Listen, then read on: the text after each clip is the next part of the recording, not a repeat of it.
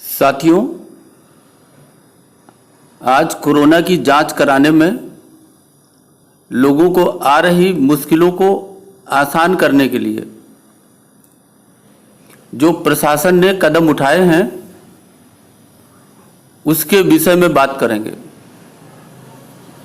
और बात उस विषय में भी करेंगे कि ये कोविड-19 की जांच कैसे होती है।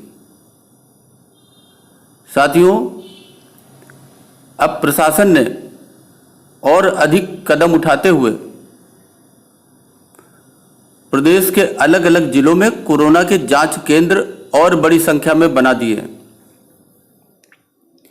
साथियों, इन जांच केंद्रों में लोग कोरोना की जांच मुफ्त करा सकते हैं क्योंकि ये सरकारी केंद्र हैं।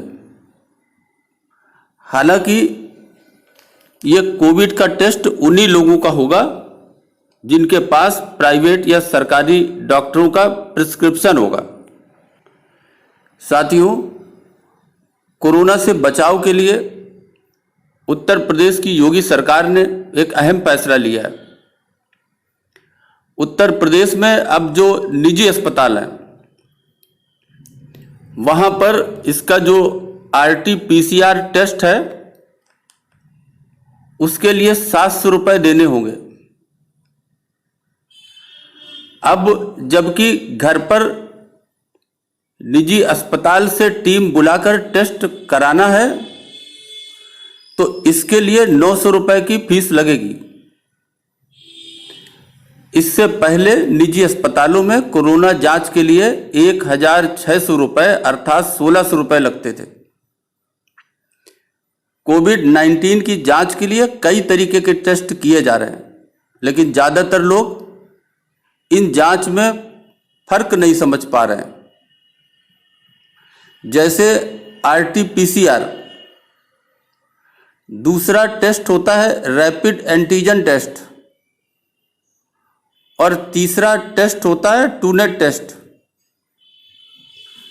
साथियों, इनमें क्या अंतर है, हम बारी बारी से इसको समझते हैं। साथियों, जो पहला टेस्ट RT-PCR होता है तो कई राज्यों ने RT-PCR टेस्ट को अनिवार्य कर दिया है। यानी अगर कोई एक स्टेट से दूसरे स्टेट में जाता है तो उसे पहले अपना RT-PCR टेस्ट कराना होगा।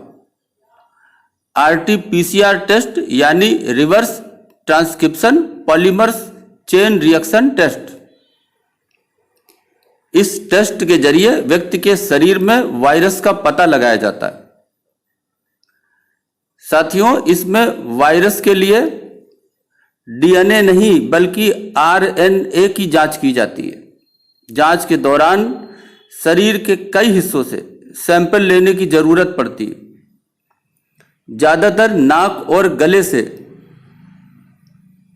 म्यूकोजा के अंदर वाली परत से स्वैब निकाला जाता है अर्थात स्वैब लिया जाता है।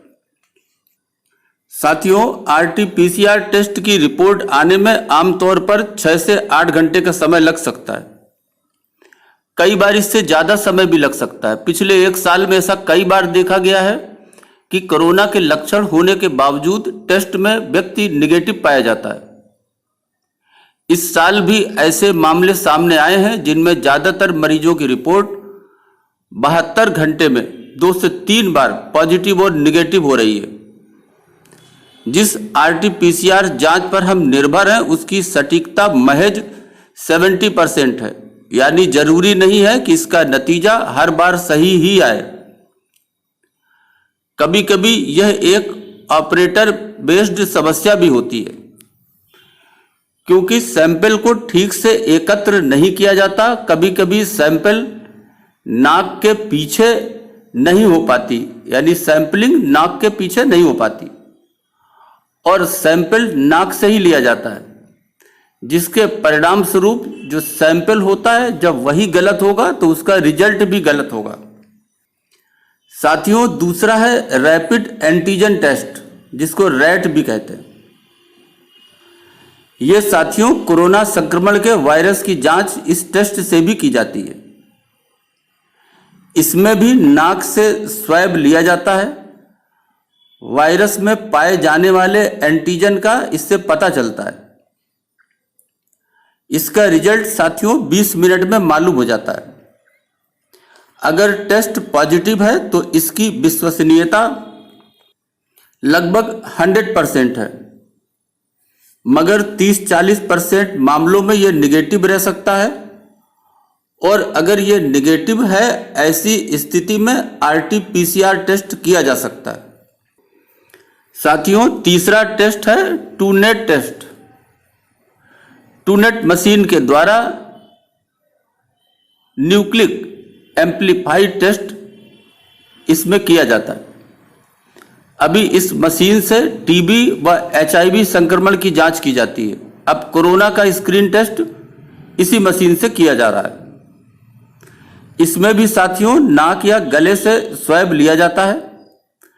इसमें वायरस के न्यूक्लिक मटेरियल को ब्रेक कर DNA और RNA दोनों जांचा जाता है। साथियों, इसका रिजल्ट 3 घंटे में मालूम हो जाता है। साथियों, इसकी एक्यूरेसी 60 से 70% है। ये मरीजों में कोरोना के संक्रमण की संभावनाओं को बताता है। अगर यह टेस्ट निगेटिव होता है तो निगेटिव होने पर RT-PCR किया जा सकता है। तो साथियों, आप समझ गए होंगे कि RT-PCR टेस्ट कोरोना के टेस्ट में सबसे महत्वपूर्ण टेस्ट है। और अगर इसका सैंपल ठीक तरह से लिया जाए तो यह लगभग वास्तविक स्थिति को दर्शाता है। इसीलिए इस टेस्ट पर पूरा भरोसा किया जाता है। तो साथियों, आप इसे समझें और इस प्रकार से इस टेस्ट का उपयोग करके आप जागरूकता के आधार पर